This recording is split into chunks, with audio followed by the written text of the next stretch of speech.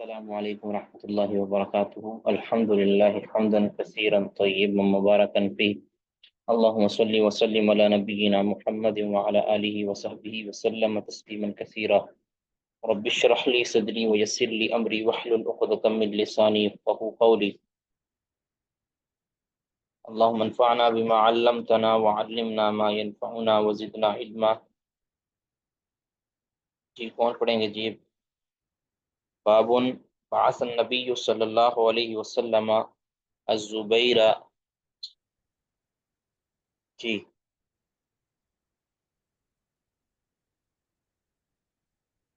السلام علیکم ورحمۃ اللہ وبرکاتہ۔ وعلیکم السلام ورحمۃ اللہ۔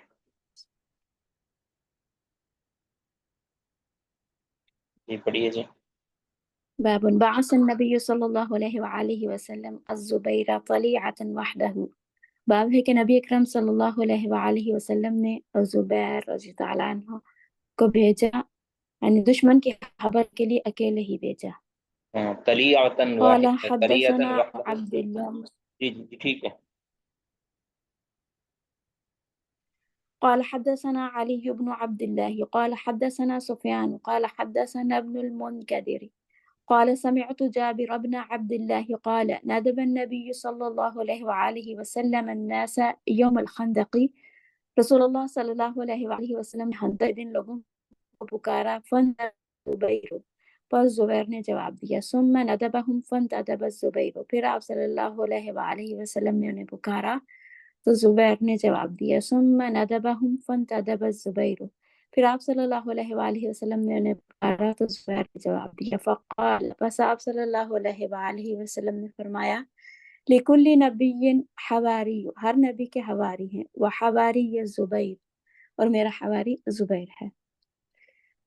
قال سفیان، سفیان نے کہا، حفظتہ من ابن المنکدر، میں نے اس کو ابن منکدر سے یاد کیا، محفوظ کیا۔ اب یہاں پہلے سمجھیں کہ یہاں رسول اللہ صلی اللہ علیہ وسلم نے خبر لانے کے لیے پکارا کہ ابھی کون دشمن کی خبر لے کر آئے گا یہ خندق کے دن۔ یہ ہم نے حدیث ویسے صحیح مسلم میں پڑھی بھی ہے۔ رسول اللہ صلی اللہ علیہ وسلم نے غزوہ احزاب کے موقع پر کہا تھا کہ دشمن کی خبر لانے کے لیے کون جائے گا، تو سیدنا زبیر رضی اللہ تعالیٰ نے آمادگی کا اظہار کیا اور کہا کہ میں خبر لینے کے لیے۔ آپ نے 3 بار فرمایا، تو تینوں بار زبیر رضی اللہ تعالیٰ عنہ، زبیر بن عوام رضی اللہ تعالیٰ عنہ یہ تیار ہوئے، تو آپ نے پھر فرمایا کہ لکل نبی حواری و حواری الزبیر، میرا حواری زبیر ہے۔ تو یہاں حل شاہد یہ ہے کہ اب اکیلے بندے کو نبی صلی اللہ علیہ وسلم نے خبر لانے کے لیے جو ہے نا وہ بھیجا، تو یہ مطلب ہے کہ جب دشمن کے متعلق اتنا سینسیٹیو مسئلہ ہو، وہاں اکیلے بندے کی بات معتبر ہے، تو پھر اگر کوئی اکیلا بندہ جو سکہ ہے وہ کوئی روایت بیان کرے رسول اللہ صلی اللہ علیہ وسلم سے تو وہ بھی معتبر ہوگی۔ جی آگے قال سفیان بن عیینہ ہے یہاں۔ سفیان بن عیینہ نے کہا کہ میں نے ابن المنکدر سے اس کو محفوظ کیا، وقال له ایوب، اور ان سے ایوب نے کہا، یا ابا بکر حدثهم عن جابر، ابو بکر ابو ان بکر سے سے مراد، ابو بکر سے مراد یہاں جابر سے ابو بکر، ابو بکر سے یہاں مراد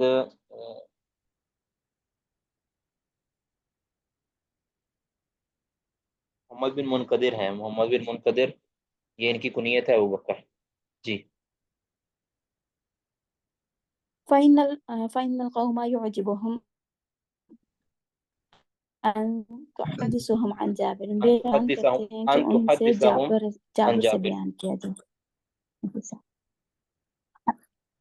ان تحدثهم عن جابر، کہ ان سے جابر سے روایت کیا جائے۔ فقال في ذلك المجلس، بس انہوں نے اس مجلس میں کہا، سمعت جابرا، میں نے جابر سے سنا، یعنی یہ کہہ رہے فتتابع ہیں کہ بین فَإِنَّ احادیث الْقَوْمَ فَإِنَّ سمعت، الْقَوْمَ يُعْجِبُهُمْ، یعنی لوگ جو ہے نا پسند کرتے ہیں کہ آپ ان کو جابر کی حدیثیں سنائیں، یعنی جابر سے روایتیں کوئی ہیں تو وہ سنائیں، یہ وہ پسند کرتے ہیں۔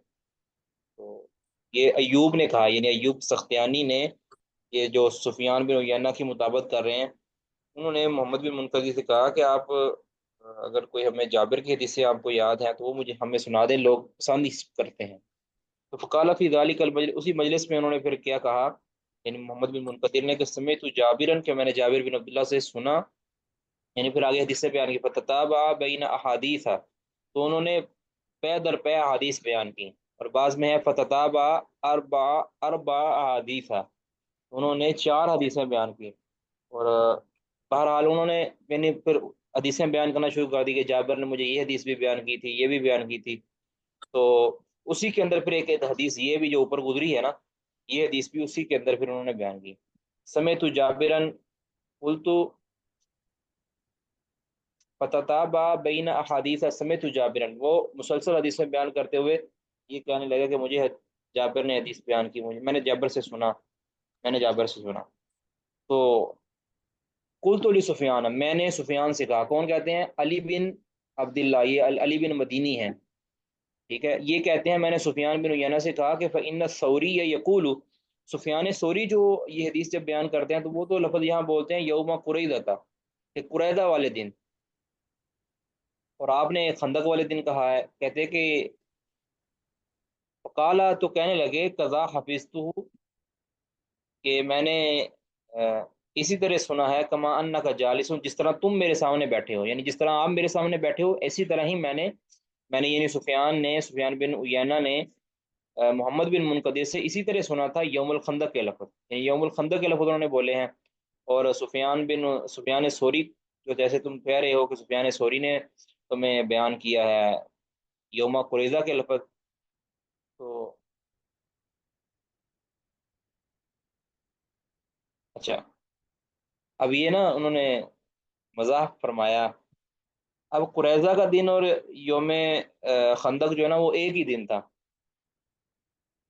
قریظہ کا دن اور خندق کا دن ایک ہی، کہتے ہیں بھی یہ لفظ کے اندر ذرا فرق ہے، باقی کوئی فرق نہیں ہے، تو انہوں نے مذاق کرتے ہوئے کہا کہ نہیں، میں نے تو جی اسی طرح سنا ہے، خندق کا لفظ سنا ہے، تم نے قریظہ کا لفظ سنا ہے، تو دراصل نبی صلی اللہ علیہ وسلم نے خندق کے دن ایک نے صحابی کو کہا تھا کہ تم جاؤ اور بنو قریظہ کے متعلق خبر لے کر آؤ، تو اسی کو منسوب کر دیا کہ یوم قریظہ، ورنہ اس سے مراد قریظہ کے ساتھ جس دن جنگ ہوئی تھی یا ان پر مارکا ہوا تھا وہ والا دن مراد نہیں ہے، وہ تو خندق کے بعد والے دن تھا، یا بعد نے کہا کہ یوم خندق سے مراد ایام خندق، یوم قریظہ سے مراد ایام قریظہ ہے، یعنی جو جن دنوں کے اندر خندق کا واقعہ ہوا یا جن دنوں کے اندر قریظہ کا واقعہ ہوا تو مراد ایک ہی ہے، ٹھیک ہے، جن دنوں کے اندر، تو یوم سے مراد یہاں ایام، جس طرح یوم الاحزاب کہا جاتا ہے نا، اس طرح یوم فتح مکہ کہا جاتا ہے، ٹھیک ہے، اس سے مراد کیا ہوتا ہے کہ فتح مکہ کے، اب فتح مکہ کا دن ایک ہی تو نہیں ہے نا، کئی دن لگے ہیں اس کو، وہاں سے چلے ہیں، اور 2-3 دن جو ہے نا اس کو لگے ہیں، ساری چیزیں ہوتے ہوئے، معاملات جو سوٹیبل ہوئے، تو اس کو یوم فتح مکہ ہی کہہ دیتے، تو یہی مراد ہے کہ یوم الخندق سے مراد یا یوم قریظہ سے مراد کہ جن دنوں کے اندر یہ دونوں جنگیں ہوئی ہیں یا یہ دونوں مارکے ہوئے ہیں، اگر یہ مراد لیا جائے، یا پھر ہے یوم قریظہ سے مراد ہے کہ جس دن نبی صلی اللہ علیہ وسلم نے خندق کے موقع پر قریظہ کی خبر لینے کے لیے بھیجا تھا کہ اس کے معاملے کی خبر لے کر آؤ کہ وہ کیا کر رہے ہیں، کس طرح کی ان کی تیاریاں ہیں، ٹھیک ہے، کہتے قضا حفظتہ، اسی طرح میں نے سنا ہے، کما انہ کا جال، جس طرح آپ میرے سامنے بیٹھے ہیں نا اسی طرح میں نے ان سے بیٹھ کر یہ حدیث سنی ہے یوم الخندق کے لفظ، تو آگے کہ قال سفیان، اب سفیان کہتے ہیں، سفیان بن عیینہ کہتے ہیں کہ ہوا یوم واحد، یہ تو ایک ہی دن ہے، وتبسم سفیان، پھر سفیان مسکرا دیے کہ تمہیں جو سفیان بن سعید سوری نے تمہیں جو یوم قریظہ کے لفظ بولے ہیں وہ بھی یہی ہے، اور جو میں نے تمہیں بولے ہیں، یہ تو صرف حضرت تفن انہوں نے یہ بات کی ہے، باقی اس میں کوئی فرق نہیں ہے، اصل ہمارا مل شاہدہ وہ اوپر والی حدیث ہے کہ فن ددبا الزبیر، اکیلے زبیر رضی اللہ تعالیٰ عنہ کو نبی صلی اللہ علیہ وسلم نے بھیجا۔ کسی کا کوئی سوال نہیں تو آگے پڑھیے جی. باب قول اللہ تعالی لا تدخلوا بیوت النبی صلی اللہ علیہ وسلم، سوری ادھر صلی اللہ علیہ وسلم نہیں ہے، لا تدخلوا بیوت النبی، نبی صلی اللہ علیہ وسلم کے گھروں میں داخل نہیں ہو، الا ان یؤذن لکم، ما سوائے اس کے کہ تمہیں اجازت دے دی جائے. جب تک تمہیں اجازت نہیں دی جاتی تو نبی صلی اللہ علیہ وسلم کے گھروں میں داخل نہیں ہو. فَإِذَا آذِنَ لَهُ وَاحِدٌ جَازَ، جب کسی شخص کو آذِنَ لَهُ وَاحِدٌ، جب کسی شخص کو کوئی ایک بندہ بھی اجازت دے دے تو اس کے لیے داخل ہونا جائز ہے.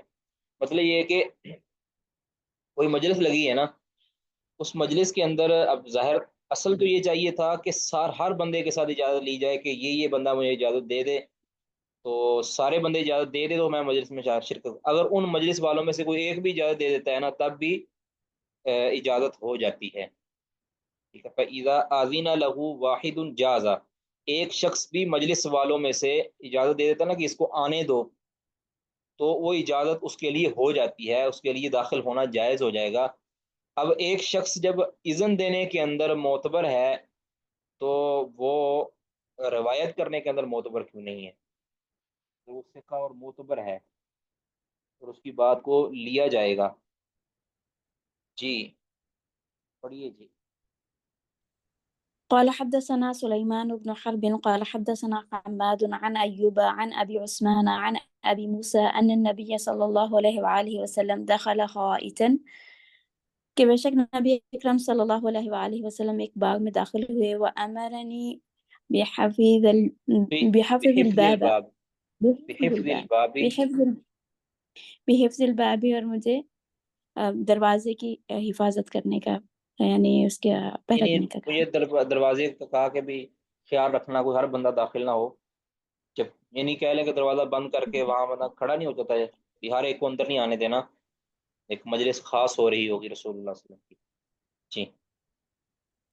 فجاء رجل، پس ایک آدمی آیا، یستأذن، بس اس نے اجازت طلب کی، فقال، پس آپ صلی اللہ علیہ وسلم نے فرمایا، اذن له وبشره بالجنہ، اسے اجازت دے دو اور اسے جنت کی خوشخبری سناؤ. فإذا ابو بکر، پس وہ ابو بکر تھے. ثم جاء عمر، پھر جو عمر استعلان ہوا ہے، فقال، بس آپ صلی اللہ علیہ وآلہ وسلم نے فرمایا، اذن له وبشره بالجنہ، اسے اجازت دے دو اور اسے جنت کی خوشخبری سناؤ. ثم جاء عثمان، پھر عثمان استعلان ہوا ہے، فقال اذن له وبشره بالجنہ، آپ صلی اللہ علیہ وآلہ وسلم فرمایا کہ اس کو اجازت دے دو اور جنت کی خوشخبری سناؤ.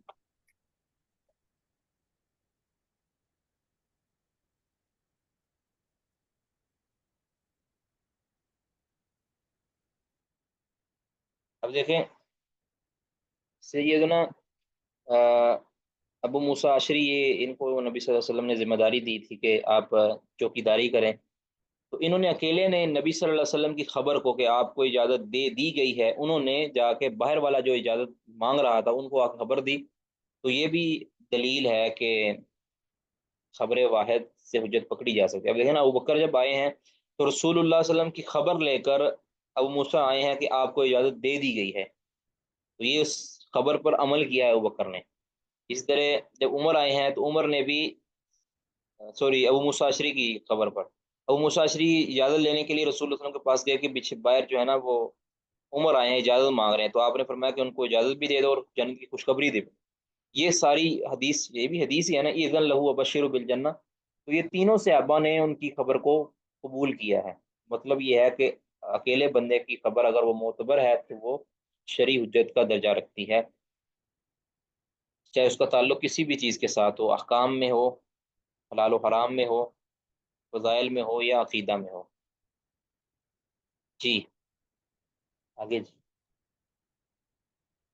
قال حدثنا عبد العزيز بن عبد الله قال حدثنا سليمان بن بلال عن يحيى عن عبيد بن حنين سمع ابن عباس رضي الله تعالى عنه عن عمر رضي الله تعالى عنه قال جئت فإذا رسول الله صلى الله عليه وآله وسلم في مش مشروبت مشربة مشروبت مشروبة له. له مشروبة له. عمر رضی اللہ عنہ کہتے ہیں کہ میں رسول اللہ صلی اللہ علیہ وآلہ وسلم کے پاس آیا اور آپ صلی اللہ علیہ وآلہ وسلم اپنے بالا خانہ میں تھے. وغلام لرسول اللہ صلی اللہ علیہ وآلہ وسلم اسود على رأس الدرجہ، اور آپ صلی اللہ علیہ وآلہ وسلم کا سیاہ فام غلام سیڑھیوں پہ تھے، ہاں اوپر جی، والے سیڑھیوں درجے۔ کے جو درجہ ہوتا ہے نا، کیا اسے کہتے ہیں، سٹیپ جو ہوتا ہے اس پر وہ اللہ سے درجہ تھی، وہ آخری سٹیپ جو اوپر والا سٹیپ ہوتا ہے وہاں بیٹھا تھا غلام، رسول وہاں بیٹھا تھا تاکہ جو ہے نا اندر ہر کوئی داخل نہ ہو سکے، وہاں وہ کھڑے تھے بھی، اوپر کون جا رہا ہے کون نہیں جا رہا۔ جی، فقلت، اس میں آخری کہا سٹیپ سے قل مراد سمجھ آ رہی هذا ہے نہیں؟ عمر بن آخری خطاب سٹیپ سے مراد جو اوپر فأذن والا لي۔ سٹیپ، آخری سٹیپ سے مراد جو اوپر والا سیڑھیوں کا آخری درجہ ہوتا ہے نا، وہاں مراد ہے، یعنی چڑھتے ہوئے جو آخری ہوتا ہے۔ جی، فقل تو میں نے کہا، قل نبی صلی اللہ علیہ وسلم جا کے فرمائیے کہ هذا عمر بن الخطاب، یہ عمر بن خطاب آپ کے پاس حاضر ہوا آپ کی خدمت میں، تو فرماتے ہیں فأذن لی، تو مجھے اجازت دے دی گئی۔ ایک منٹ ٹھہریے۔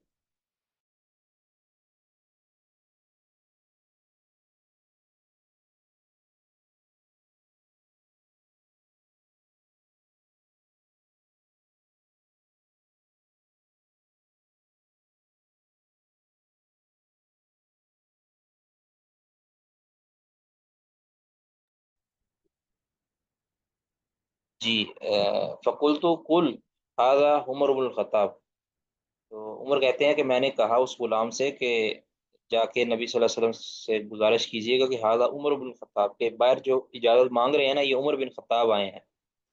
تو پھر عمر فرماتے ہیں فأذن لی، تو مجھے اجازت دے دی گئی۔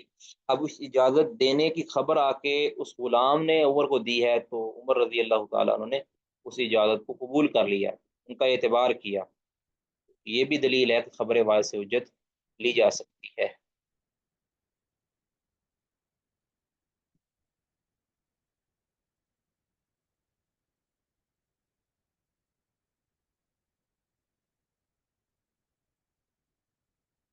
تو اس کا یہ اوپر والا جو ہے نا، لا تدخلوا بیوت النبی الا ان یؤذن لکم، کہ تمہیں اجازت جب تک نہیں دی جاتی جب تک تم نبی کے گھروں میں داخل نہیں ہو۔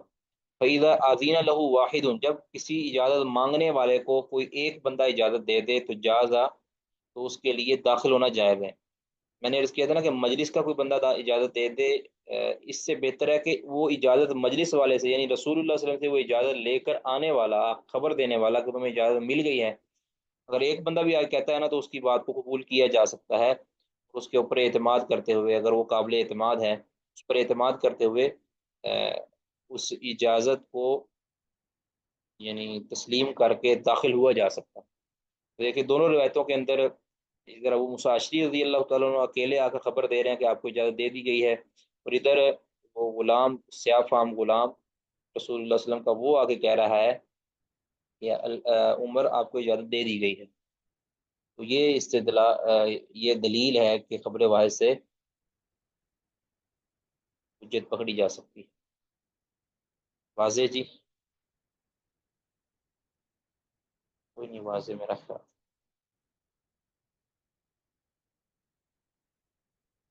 جی شیخ محمد۔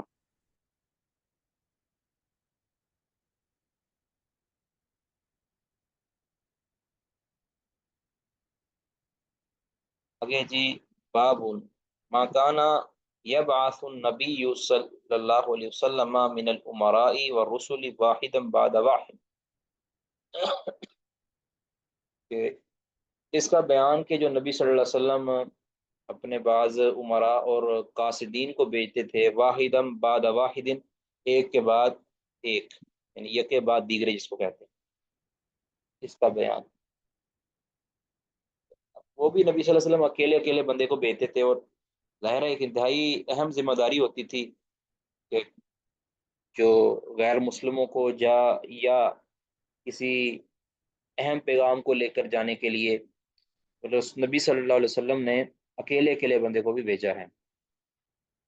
وقال ابن عباس رضی اللہ تعالیٰ عنہ بیان کرتے ہیں کہ بعث النبی صلی اللہ علیہ وسلم دحیۃ القلبی، نبی صلی اللہ علیہ وسلم نے دہیا قلبی، دہیا دحیۃ الکلبیہ، نبی صلی اللہ علیہ وسلم نے دحیہ کلبی کو بھیجا، کتابی ہی اپنا خط دے کر، الی عظیم بصرا، عظیم بصرا کے شاہ کو، شاہ بصرا کو کی طرف بھیجا کہ ان یدفعہ الی قیصر، اور ساتھ یہ پیغام دیا کہ یہ جو خط ہے یہ وہ عظیم بصرا جو ہے نا یہ کیسر کی طرف بھی یہ خط پہنچا دے۔ اب یہ جو روایت ہے یہاں معلق ہے، اور پیچھے ہم پڑھ چکے ہیں اس کو کتاب بدیع الوحی کے اندر، وہاں یہ روایت متصل بیان ہو چکی ہے۔ اب دیکھیں نبی صلی اللہ علیہ وسلم نے دحیہ کلبی رضی اللہ تعالیٰ عنہ کو صرف ایک شخص کو ہی بھیجا ہے۔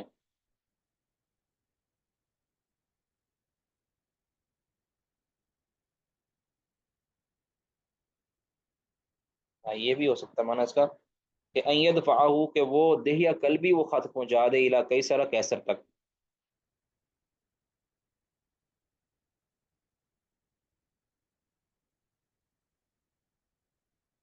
تو اب یہ ادھر گزر چکی ہے۔ اب دحیہ کلبی رضی اللہ عنہ اکیلے تھے جن کو یہ خط دے کر بھیجا۔ اب یہ خط واجب العمل تھا، ٹھیک ہے، اسی لیے تو رسول اللہ صلی اللہ علیہ وسلم نے اعتماد کیا سیدنا دحیہ پر۔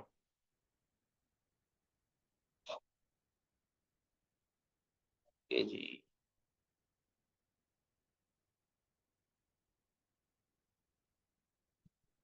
کون پڑھیں گے جی آگے؟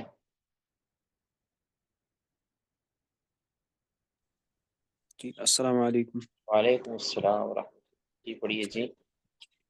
بسم اللہ الرحمن الرحیم۔ قال حدثنا يحيى بن بكير قال حدثني الليث عن يونس عن ابن شهاب أنه قال أخبرني عبيد الله بن عبد الله بن عتبة أن عبد الله بن عباس رضي الله عنه أخبره أن رسول الله صلى الله عليه وسلم بعث بكتابه إلى كسرى۔ عبداللہ ابن عباس رضی اللہ عنہ نے خبر دی عبید اللہ بن عتبہ کو، عبید اللہ بن عبد اللہ بن عتبہ کو، کہ نبی صلی اللہ علیہ وسلم نے اپنا ایک خط بھیجا کسرا کی طرف، فَأَمَرَهُ أَن يَدْفَعَهُ إِلَى عَظِيمِ الْبَحْرَيْنِ، پھر اس کو حکم دیا کہ وہ اس خط کو بحرین کے بادشاہ کے پاس پہنچائے۔ يَدْفَعُهُ عظیم البحرین إِلَى کسرا، اور پھر جو بحرین کا بادشاہ ہے وہ کسرا تک پہنچائے۔ فلما جی قرأه کسرا مزقه، پس جب کسرا والے نے اس کو پڑھا تو اس نے اس کو مزقه یعنی پھاڑ دیا، پھاڑ دیا۔ ہاں، فح- جی جی یعنی توہین کی نا اس نے خط فحسبت کی، فحسبت خط ان ابن خط کی جی جی توہین کی، اور اس نے اس کو ہلکا جانتے ہوئے غصے میں آگے پھاڑ دیا۔ حسبت ان ابن المسیب، میرا خیال ہے کہ ابن مسیب نے پھر یہ بھی آگے الفاظ بیان کیے ہیں، قال کہا ہے کہ فدعا علیہم رسول اللہ صلی اللہ علیہ وسلم ان یمزقوا کل ممزق۔ جی نبی صلی اللہ علیہ وسلم نے ان کے خلاف یہ دعا کی کہ اللہ تعالیٰ ان کو یعنی یعنی ان کو بھی ریزہ ریزہ کرتے، جی شیخ کل ممزق، پوری اچھی طرح جو ہے نا ان کو ریزہ ریزہ ٹکڑے ٹکڑے کر دیں۔ پھر ایسا ہی ہوا کہ ان کا جو ان کی جو حکومت تھی وہ پھر ٹکڑے ٹکڑے ہو گئی، اور وہ متزلزل ہو گئی، پھر قائم نہ رہ سکی۔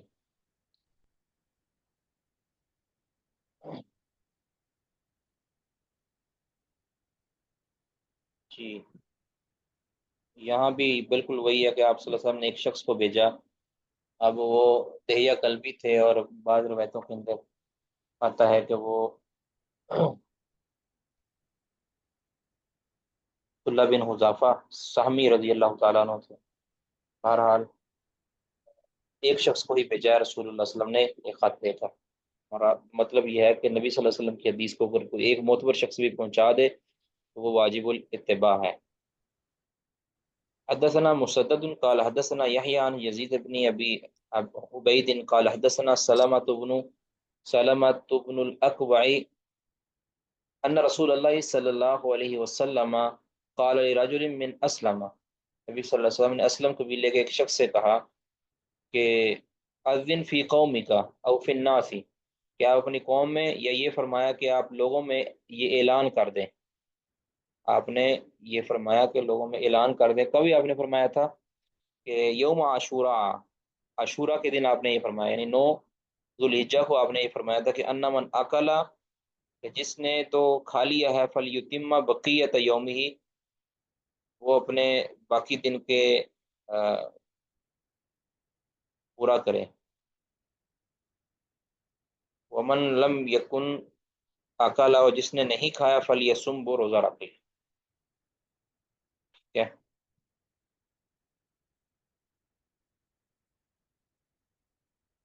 یہ اگر نبی صلی اللہ علیہ وسلم نے ایک شخص کو یہ اعلان کرنے کے لیے بھیجا، اور اس کی جو اعلان تھا یہ واجب الاتباع تھا کہ لوگوں میں اعلان کر دو کہ عاشورہ کے دن، ہے نا، صبح کے وقت آپ نے اعلان کروایا تھا نا کہ جس نے تو کچھ کھایا ہے، ابھی تک کچھ نے کھا لیا، وہ اب نہ کھائے، یعنی وہ اپنے روزے کو پورا رکھے، روزے کی نیت کر لے، اس کو پورا کرے. اور جس نے کچھ نہ کچھ ابھی تک کھایا ہی نہیں ہے، تو وہ اس کو چاہیے کہ وہ روزہ مکمل کرے، اپنا روزہ رکھے، وہ روزے کی نیت کر لے.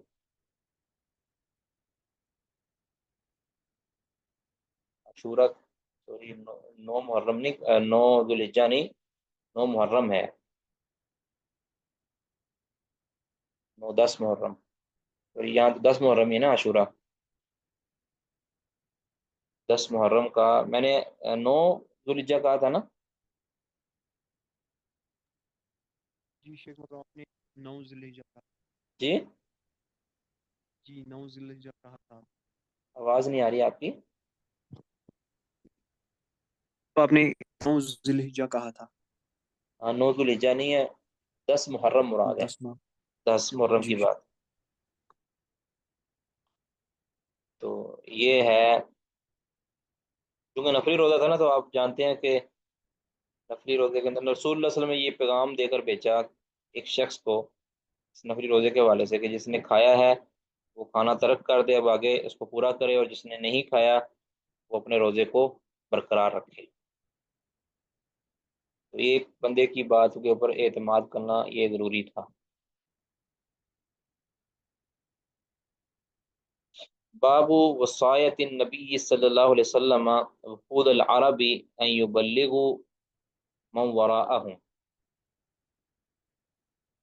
نبی صلی اللہ علیہ وسلم کی وصیت وفود العربی، عرب کے وفدوں کو، عرب کے وفدوں لشکروں کو نبی صلی اللہ علیہ وسلم کی یہ وصیت، نصیحت کہ ان یبلغوا من وراءهم، کہ وہ پہنچا دیں ان کو جو ان کے پیچھے رہیں. یعنی آپ صلی اللہ علیہ وسلم کی خدمت میں یہ حاضر ہوئے نا، آپ جو پیچھے جو لوگ ہیں ان کے بیوی بچے، ان کو یہ ہماری یہ خبریں، ہماری یہ باتیں پہنچا دیں.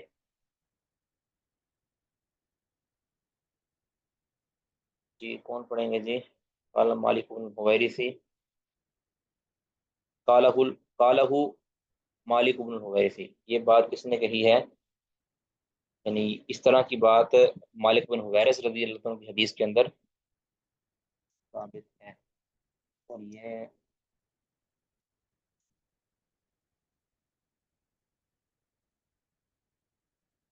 یہ جو مالک بن حویرث کی حدیث اسی کتاب کے اندر، یعنی صحیح بخاری کے اندر ہی متصل موجود ہے. جی پڑھیے گا جی. قال حدثنا علي بن الجعدي قال أخبرنا شعبة قال وحدثني إسحاق قال أخبرنا النضر قال أخبرنا شعبة عن أبي جمرة قال كان ابن عباس رضي الله عنه يقعدني على سريره. ابن عباس رضی اللہ عنہ ان کے یعنی سریر یعنی چار پائی پہ کھڑے تھے. نہیں فقال لی، نہیں، ابن عباس رضی اللہ تعالیٰ، ابو جمرہ کہتے نہیں، حدیث ہم نے پہلے پڑھ لی ہے، یہ حدیث ہم نے ابھی پڑھ لی ہے کچھ دن پہلے.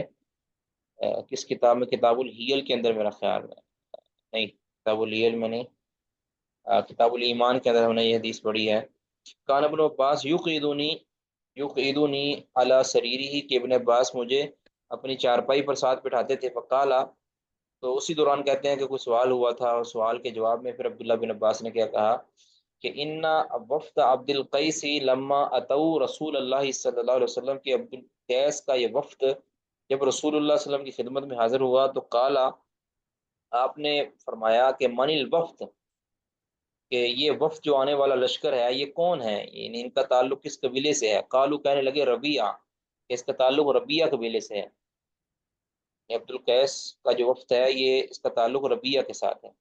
قالا، تو آپ صلی اللہ علیہ وسلم نے فرمایا مرحبا بالوفد والقومی، کہ اس وفد اور اس قوم کو مرحبا ہے، غیر خزایا ولا ندامہ، اس حال میں کہ نہ یہ رسوا ہوں اور نہ ان کو کوئی ندامت ہو، یا آپ نے ان کو دعا دی یا ان کو ان کی آپ نے حوصلہ افزائی کی۔ تو قالو، وہ کہنے لگے یا رسول اللہ، اللہ کے رسول، ان بیننا و بینک کفار مضرا، کہ ہمارے اور آپ کے درمیان مضر قبیلہ کے جو کفار ہیں وہ پڑھتے ہیں، یعنی ان کے پاس سے ہم نے گزر کے آنا ہوتا ہے۔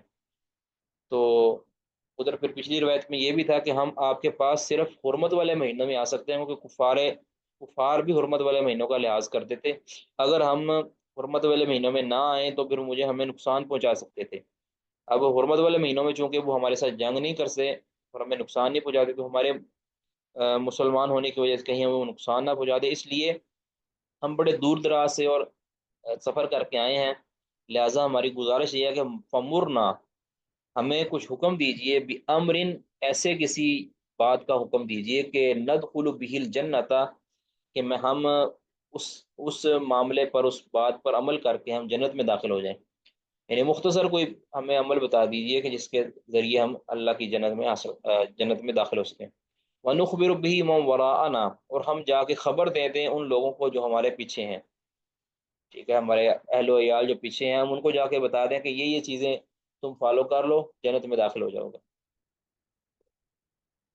فَسَأَلُوا عَنِ الْأَشْرِبَةِ، انہوں نے چند مشروبات کے بارے میں پوچھا۔ فَنَهَاهُمْ عَنْ أَرْبَعٍ، تو نبی صلی اللہ علیہ وسلم نے انہیں 4 چیزوں سے منع کیا، وَأَمَرَهُمْ بِأَرْبَعٍ، اور انہیں 4 چیزوں کا حکم دیا۔ اب جن چیزوں کا حکم دیا تھا وہ نبی صلی اللہ علیہ وسلم نے پہلے ذکر کی۔ امرهم بالایمان باللہ، انہیں نبی صلی اللہ علیہ وسلم نے حکم دیا اللہ پر ایمان لانے کا، اور پھر فرمایا حل تدرون ما الایمان باللہ، کیا جانتے ہو کہ اللہ پر ایمان کا مطلب کیا ہے؟ قالوا، کہنے لگے اللہ ورسولہ عالم، اللہ اور اس کا رسول ہی بہتر جانتے ہیں۔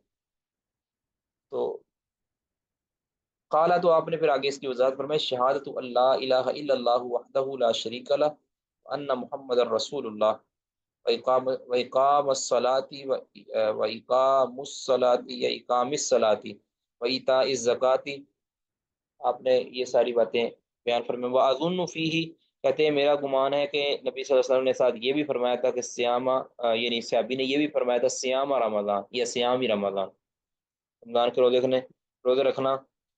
وَتُؤْتُوا مِنَ الْمَغَانِمِ الْخُمُسَ، یعنی اصل میں کیا تھا، وَأَن تُؤْتُوا، اور یہ کہ تم ادا کرو من المغانم، مال غنیمتوں میں سے، الخمسہ، خمس کو، یہ بھی تمہارے لیے حکم ہے۔ اب اس کی پھر وضاحت جو ہے نا کتاب الایمان میں ہم نے کر دی تھی، کہ اس میں 4 چیزوں کا ذکر تھا اور 5 کیوں آ گئیں وغیرہ وغیرہ، وہ ساری باتیں ادھر ہو گئی تھی۔ آگے ہے وَنَهَاهُمْ عَنِ الدُّبَّاءِ وَالْحَنْتَمِ وَالْمُزَفَّةِ وَالنَّقِيرِ وَرُبَمَا قَالَ الْمُقَيَّرُ قَالَ احْفَظُوهُنَّ وَأَبْلِغُوهُنَّ مَنْ وَرَاءَكُمْ، آپ نے پھر 4 طرح کے برتنوں سے منع فرمایا ہے۔ آپ نے فرمایا وَنَهَاهُمْ عَنِ الدُّبَّاءِ، نبی صلی اللہ علیہ وسلم نے کدو کے برتن سے منع فرمایا، دبا کدو کے، والحنطمی، اور رسول اللہ صلی اللہ علیہ وسلم نے مٹکے جو ہوتے ہیں نا، مٹکے سبز قسم کے مٹکے، ان کو لیپ کیا جاتا ہے، ان سے منع کر دیا۔ والنقیری، اور جو تارکول والے برتن ہیں ان سے منع کر دیا۔ آگے ہے والمزفتی، سوری، والنقیری، اور نبی صلی اللہ علیہ وسلم نے وہ نقیر کہتے ہیں کہ جو کھجور کے تنے کو، اس تنے کو کھوکھلا کر کے اس سے برتن بنایا جاتا ہے نا، وہ لکڑی کا برتن کہہ لیں آپ، ٹھیک ہے، اس سے نبی صلی اللہ علیہ وسلم ان چیزوں سے منع اس لیے فرمایا تھا شروع اسلام میں کہ یہ چیزیں نبیز اس میں اندر جو بنایا جاتا تھا، اس میں جوش جلدی پیدا ہو جاتا تھا، تو یہ شراب کو بنانے کا شراب اور نشاور چیز کے لیے استعمال ہوتے تھے عام طور پہ. تو اگر ان کے اندر نبیز بنانے سے نبی صلی اللہ علیہ وسلم نے منع فرمایا کہ ان کے اندر تم نے نبیز نہیں بنانا، ٹھیک ہے، نبیز بنایا جائے گا تو وہ جلدی جوش پکڑ جائے گا اور تم میں یہ فرق کرنا مشکل ہو جائے گا. تو یہ شروع میں نبی صلی اللہ علیہ وسلم منع فرما دیا، اس کے بعد پھر اجازت بھی دے دی تھی بعد میں، اس طرح کے دیگر روایتوں کے اندر ہم نے اشارہ کر دیا تھا پیچھے. اب آپ نے ربما کالا اور راوی کبھی کبھی المقیر بھی کہتے ہیں، ان کا معنی ایک ہی ہے، نقیر اور مقیر. تو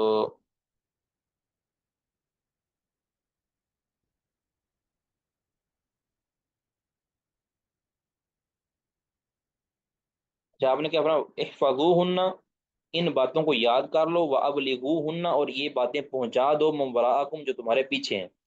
اب ظاہر ہے ہر شخص نے اپنے اپنے گھر میں جا کے یہ خبریں دینی تھی نا، تو ہر شخص کو یہ حکم دیا گیا کہ اب یہ چیزیں ایک ایک شخص، ایک ایک بندہ اپنے اپنے گھر میں جا کے بتائے گا، تو اس کا مطلب ہے کہ خبر واحد حجت جائز ہے. رسول اللہ صلی اللہ علیہ وسلم نے اس کو خود نافذ کیا ہے. اگر خبر واحد سے حجت پکڑنا جائز نہ ہوتا، رسول اللہ صلی اللہ علیہ وسلم کو یہ بات نہ فرماتے. تو یہ دلیل ہے کہ خبر واحد سے حجت لی جا سکتی. بات واضح جی. یہ حدیث کی تفصیل ادھر گزر چکی ہے پیچھے کتاب الایمان کے لیکچر میں.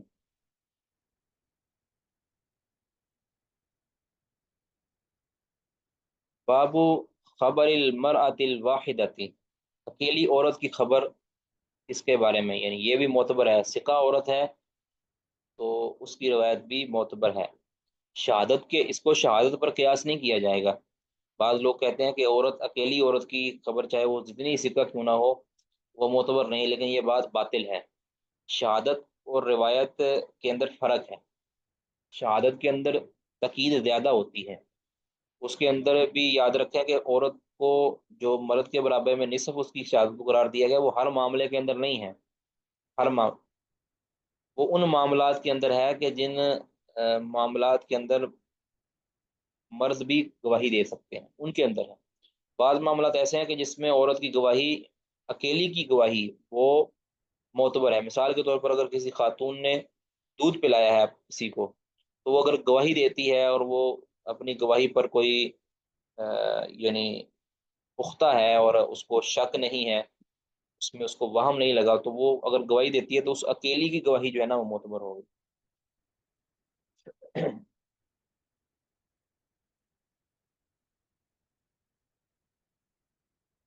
روایت کے اندر بہر کا اکیلی ایک عورت بھی ثقہ ہے اور وہ روایت کرے تو اس کی روایت قابل عمل ہے، ہر معاملے کے اندر، عقیدہ میں، عمل میں، حلال و حرام کے اندر، ہر اعتبار سے وہ روایت اس کی جائز. حدثنا محمد بن الولید قال حدثنا محمد بن جعفر قال حدثنا شعبة عن توبة عن توبة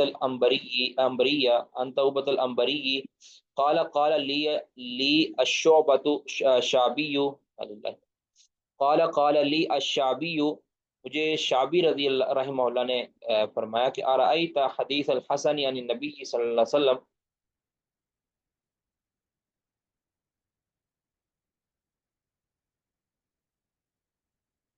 تو پوچھا کہ حسن شعبی نے مجھ سے پوچھا، یعنی توبہ کہہ رہے ہیں، توبہ انبری کہہ رہے ہیں کہ شعبی نے مجھ سے کہا کہ ارأیت حدیث الحسن یعنی نبی کی، کہ حسن بصری کی نبی صلی اللہ علیہ وسلم سے کتنی کا حدیثیں ہیں، یعنی حسن بصری نے کتنی کا حدیثیں بیان کی ہیں نبی صلی اللہ علیہ وسلم سے، یا اس کی حدیثوں کے بارے میں تمہیں پتہ ہے. وقعت ابن عمر، اور میں نے عبداللہ بن عمر رضی اللہ تعالیٰ عنہ کے ساتھ مجلس لگائی، یعنی ان کے پاس میں بیٹھا ہوں، رہا ہوں ان کے ساتھ، قریبا من سنتین او سنت و نصف، یا تو میں ان کے پاس 2 سال رہا ہوں اپنے عمر کے ساتھ، یا 1 سال اور 6 ماہ، یعنی ایک اور آدھا، مطلب 1.5 سال میں ان کے ساتھ رہا ہوں. فلم اسمعه يحدث عن النبی صلی اللہ علیہ وسلم غیر هذا، میں نے ان سے نبی صلی اللہ علیہ وسلم، میں نے ان کو نبی صلی اللہ علیہ وسلم سے اس کے علاوہ کوئی حدیث بھی بیان کرتے نہیں سنا.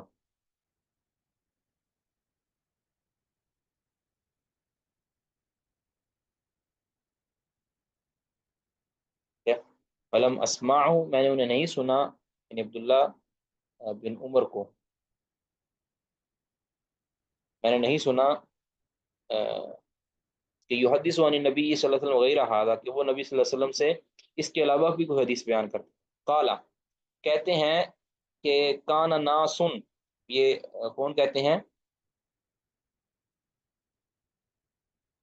سیدنا عبداللہ بن عمر رضی اللہ. قال کان ناس من اصحاب النبی صلی اللہ علیہ وسلم، نبی صلی اللہ علیہ وسلم کچھ صحابہ تھے، فیہم سعد، ان میں سعد بن ابی وقاص رضی اللہ تعالیٰ عنہ بھی تھے، سعد بن معاذ ہوں گے.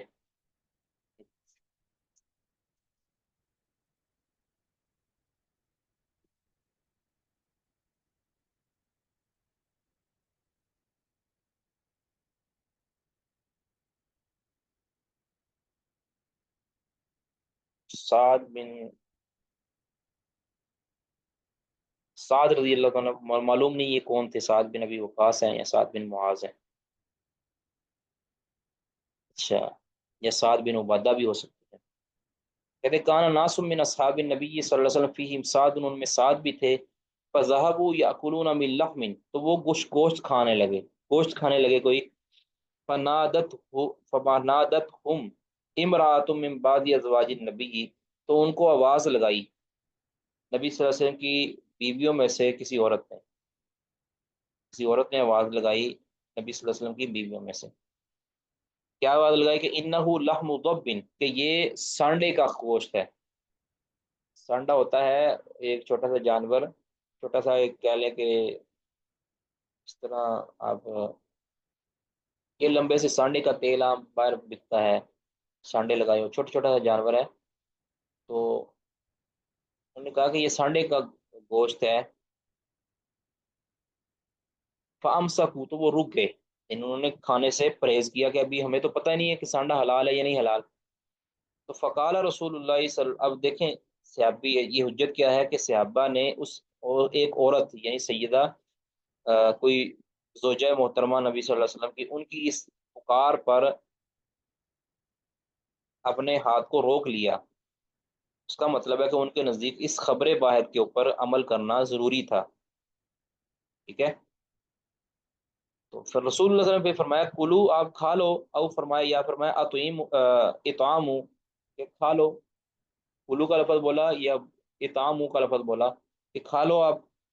تو یعنی یہ فإنہ حلال، کیونکہ یہ حلال ہے. او قال، یا یہ فرمایا کہ لا باس بھی، اس میں کوئی حرج نہیں ہے. شک فی، اس میں راوی کو شک ہے کہ کھا لو یہ حلال ہے یا اس میں کوئی حرج نہیں ہے. وَلَكِنَّهُ، لیکن لَيْسَ مِن طعامی، لیکن یہ میرے علاقے کے کھانوں میں سے نہیں ہے، اس لیے نبی صلی اللہ علیہ وسلم نے اس کو خود نہیں کھایا. ٹھیک ہے، لَيْسَ مِن طعامی، یہ میرے علاقے کے کھانوں میں سے نہیں، یعنی میرے جو معمول کے کھانے ہیں ان میں سے یہ شامل نہیں ہے، لہذا میں اس کو نہیں کھاؤں گا. آپ اگر کھانا چاہتے ہیں تو اس کو کھا لیں. صحابہ نے پھر نبی صلی اللہ علیہ وسلم کے سامنے یہ گوشت کھایا، اس کا غب کا. غالباً خالد بن ولید رضی اللہ عنہ نے کھایا. تو ایک تو یہ ہے کہ ذب کا گوشت جائز ہے کھانا. کچھ لوگ اس کا ترجمہ گو کرتے ہیں، یہ گو ہوتی ہے نا، یہ نہیں ہے. گو ہی کی طرح کا ایک چھوٹا جانور ہوتا ہے، وہ مراد ہے سانڈے سے. سانا بھی اس کو کہتے ہیں، سانڈا بھی کہتے ہیں. تو گو یہ تو حرام ہے، یہ تو قذرات میں سے ہے، یہ نہیں ہے کہ یہ حلال نہیں ہے. تو ذب کا ترجمہ سانڈا ہے.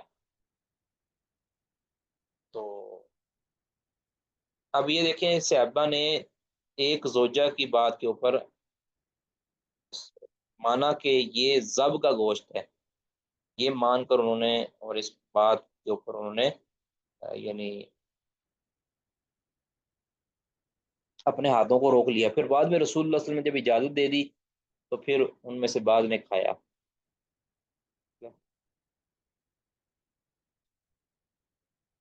اچھا، اوپر جو یہ آیا نا کہ میں عبداللہ بن عمر کے پاس بیٹھا اور وہ 2 سال یا 1.5 سال ان کے پاس رہا ہوں، لیکن انہوں نے ایک حدیث کے علاوہ میں نے کوئی بھی نہیں سنا کہ انہوں نے، یہ شدید احتیاط کی بنیاد پر وہ کیسا کرتے ہوں گے کہ وہ حدیثیں بیان نہیں کرتے تھے، ورنہ تو انہوں نے عام ان دنوں کے اندر وہ شدید احتیاط کرتے ہوں گے اور انہوں نے حدیثیں بیان کرنا چھوڑ دی ہوں گی.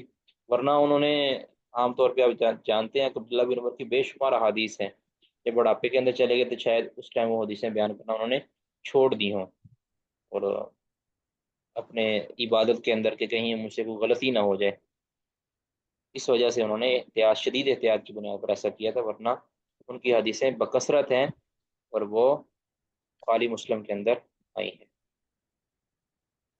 کسی کا کوئی سوال جی اس باب کے اندر؟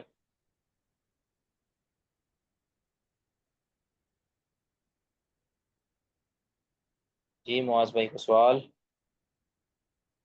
جی شیخ محترم میں ابھی پہنچا ہوں۔ اچھا، تو ہمارا سوال بنتا ہے۔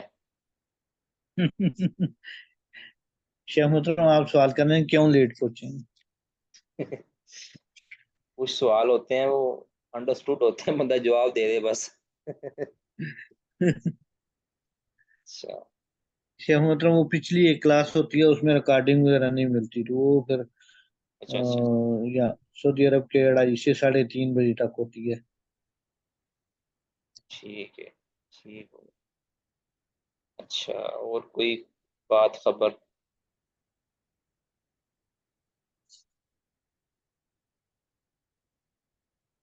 اب آگے جو اس کا جو کتاب الاعتصام وہ کتاب الاعتصام بالکتاب و سنہ میرا خیال ہے، اس کا بھی وہ کہیے گا بھائیوں کو کہ وہ بھی جمع کر کے فائل بھیج دیں۔ جی ٹھیک ہے شیخ محترم میں آج ہی کہہ دیتا ہوں انشاءاللہ۔ ٹھیک ہے، کسی کا کوئی سوال نہیں جی؟ خبر اوکے۔ واحد تو ثابت یہ ہوا کہ خبر واحد یہ شرعی درجہ رکھتی ہے اگر ثقہ راوی یا راویہ اس کو بیان کرنے والی ہو، تو محض اس بنیاد پر اس کو رد نہیں کیا جا سکتا کہ یہ ایک بندے کی خبر ہے۔ ٹھیک ہے، باقی پہلے عرض کیا تھا کہ جو قوت، جو مضبوطی، جو استحکام زیادہ لوگوں کی خبر سے ملتا ہے وہ اکیلے بندے کی خبر سے نہیں ملتا، لیکن ایسا نہیں ہے کہ اس سے علم یقین حاصل نہ ہوتا ہو یا انسان شک کے اندر ہی رہتا ہو یا کچھ شرعی مسئلہ وہ مشکوک ہو جاتا ہو، ایسا نہیں ہے۔ خبر واحد سے ثابت ہونے والا بھی مسئلہ صحیح ہے اور مستحکم ہے اور محکم ہے، وہ بھی مشکوک نہیں ہے۔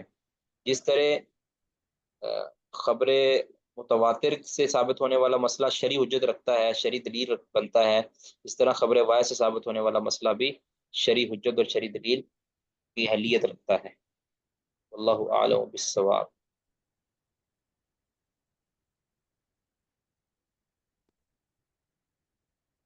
ٹھیک ہے جی، پھر سبحانک اللہم وبحمدک اشہد ان لا الہ الا انت استغفرک واتوب الیک۔ السلام علیکم ورحمۃ اللہ وبرکاتہ۔